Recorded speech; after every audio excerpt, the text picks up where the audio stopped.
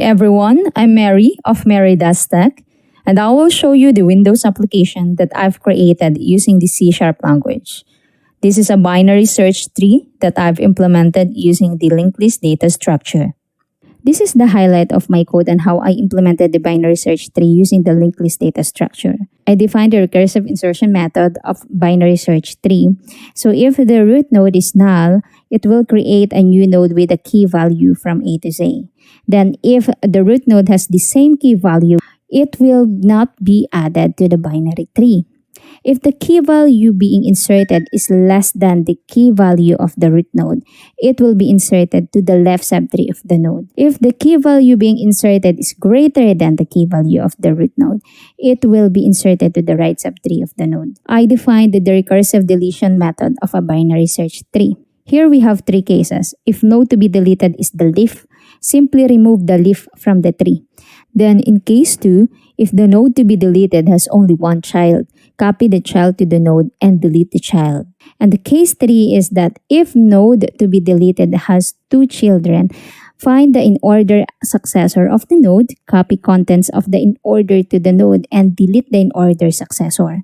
Then I defined the minimum value in the binary tree. Traverse the node from the root to the left recursively until the left is null. Here I defined the in-order successor of the node. Here's the predecessor. Here's the recursive search method of the binary search tree. In this traversal method, the left subtree is recursively visited first, then the root, and later the right subtree. Now I will show you how binary search tree works using the linked list data structure on the Windows-based application that I've created.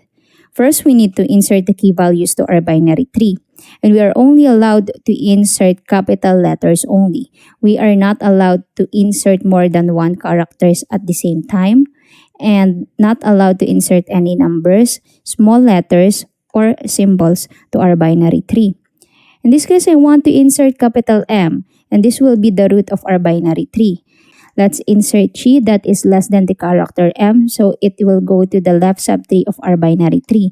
And then O that is greater than the character M, so it goes to the right subtree of our binary tree. Let's add more characters to our binary tree. For example, S, F, and as you can see, it goes to the proper place of our binary tree. Now, let's display the in-order traversal, and you can see the output here. This time, let's delete a character that is not on the binary tree. Let's say we want to delete B. It shows that B does not exist. Enter any character from A to Z. Click OK. Let's try to delete character O. Now, what will happen if we delete character O?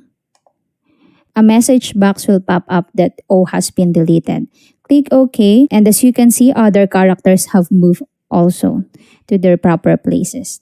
Now let's display in order, and O should be removed on the output. As you can see, we only have E, F, G, M, P, S. Now let's display the minimum. The minimum is E. The maximum value on our binary tree is S. Successor, let's say successor of G, it should be M. So the in-order successor of G is M. What if the character has no successor?